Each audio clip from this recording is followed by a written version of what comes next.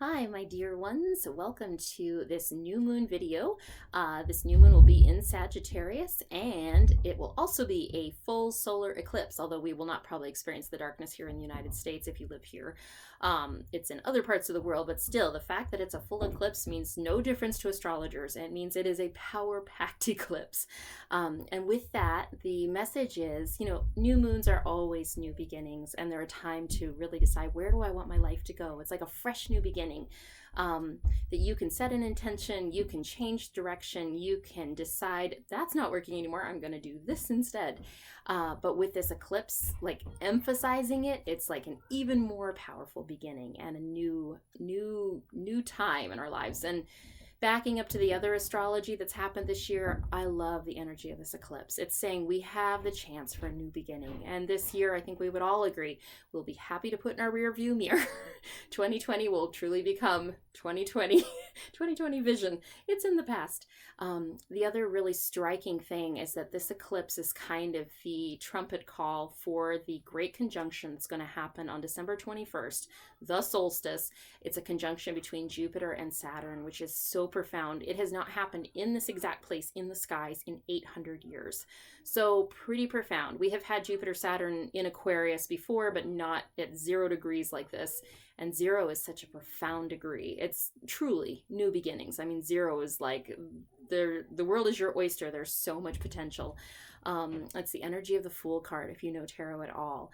It's just profound. So I would offer to you that this new moon, if you can set aside a couple minutes in the next day or two, because the energy will be present, and even in this next week as we lead into this conjunction, set aside a few moments to really go, what do I need to change? Where do I need to head my ship, head my course?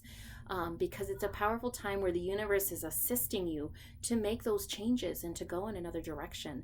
So if something is going in your life that you don't like, that doesn't work, that doesn't feel good anymore, you have the power and you have the support to make a complete course correction, course change right now. So, and on a completely, I think it's not exactly mundane, but I'll say on a completely mundane level, I think our nature, our world, our trees, our birds, our beautiful, animals and foliage, I think there's so much wonder and magic in them. So I would encourage you on the night of the 16th, you can actually see the conjunction right now of Saturn and Jupiter if you go outside, especially I know for me here in Colorado, in mountain time, you can see it around 5 or 6 at night.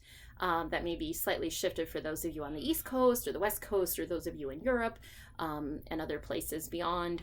So, but I know that you can see it right now in the sky, usually right after dusk. So, and it's so beautiful, it's so powerful to think, okay, I study astrology, but this is real, this is really happening. And on the night of the 16th, the conjunction actually won't be exact till the 21st, but if you go out on the 16th, if you're here in the United States, the waxing crescent moon will be right below that conjunction. It will be a magical image. I can't wait.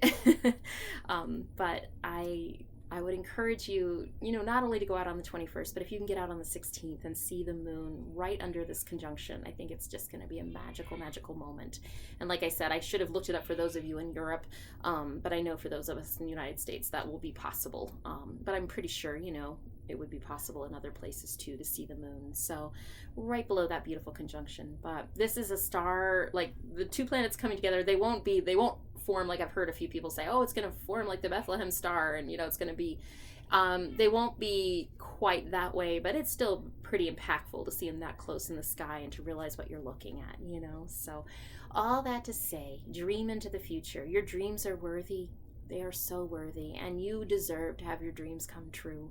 So really think about, what do you desire? What do you want to shift? This year has been chaotic, but with everything being thrown up in the air like that, we have the potential to rearrange things, because it's kind of like when things are stuck in concrete, and they aren't moving, it's not as easy to shift things around. But when everything's up in the air, when it all comes down, we have the potential to rearrange and to do things in a new way, to release, feelings and patterns that don't serve us anymore. It's a profound time. So as always, I would love to do a drawing for you collectively. I will choose 3 cards.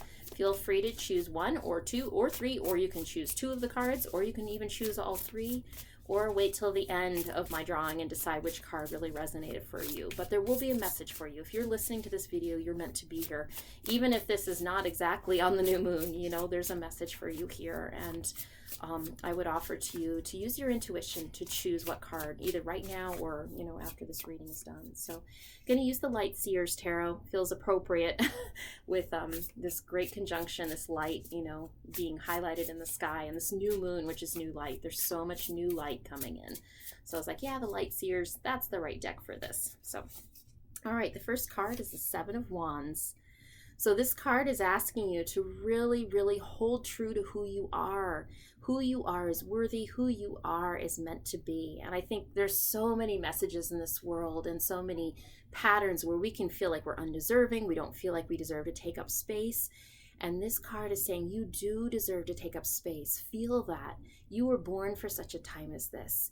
And think about it. Are you any less worthy than a tree? Are you any less worthy than a flower? You know, the tree stands in such beautiful dignity, knowing it's meant where it's supposed to be, and so do you. So I would also offer with this card to connect. Like, this card is a spiritual card, and you can see she's almost, yeah, she's meditating. I'm like looking at it through the camera. She's meditating. I would offer some sort of spiritual practice this week will be very meaningful for you and will actually open a portal for you in a new way and bring in either understanding or insight that you've been seeking, or else just a really deep connection that you've been seeking. You know, we all are seeking connection in ways right now because we've been so disconnected from each other. And sometimes even just connecting into your spirit tribe, or connecting into your own self, or, you know, connecting in physical ways with people and having like a meaningful phone conversation.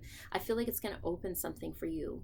Just having a little spiritual practice this week, whether it's 5 minutes of meditation or 5 minutes of a gratitude practice or something else that resonates with you, even drawing an oracle card and feeling into the message of the universe, just finding a way to connect with that spiritual practice. I feel that's very important this week. So all right, for those of you who drew card 2, let's see what message will come forward here.